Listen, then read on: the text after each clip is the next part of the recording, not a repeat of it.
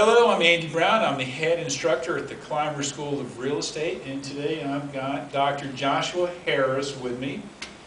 Josh is the managing partner for the Lakemont Group, a Central Florida boutique real estate planning and consulting firm, and I'm really curious about what's going on. So how about if we start with a softball?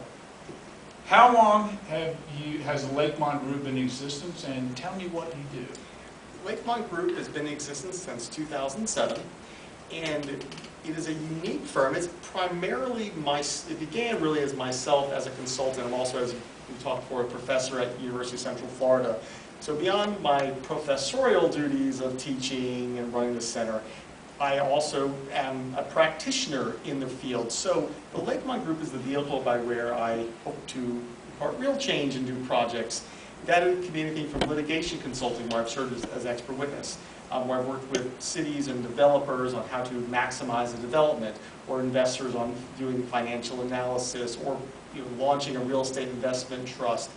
It can be a lot of different things, but basically when you need sort of that PhD level certification or work, this is where I can bring myself, and I also have a network of other professors that do work with me.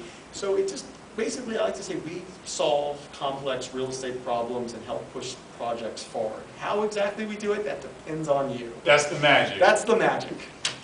All right, now it may sound like I'm setting you up, but what is the biggest problem Orlando or Central Florida faces, in your opinion, just for conversation, to growth, for real estate development growth specifically?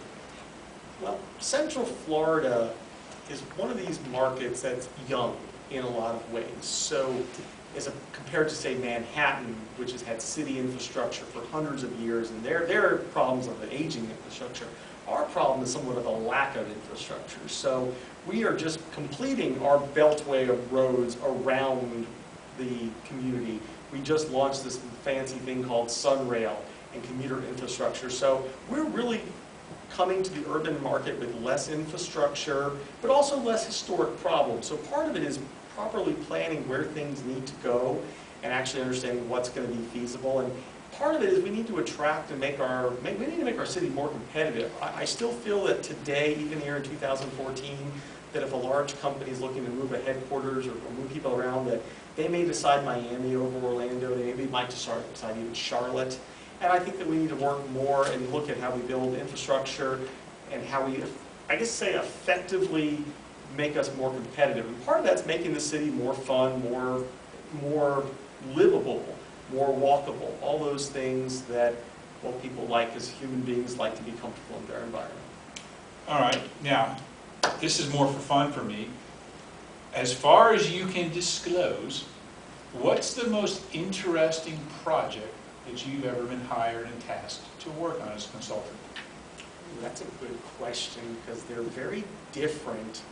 Most interesting to you, how about that? One of the most interesting ones that, and if you're really new to real estate, it may take me a moment to explain why this was so interesting, but people use a lot of words and phrases, they just bash them around in real estate, like charmer, fixer-upper is a good example used to homes.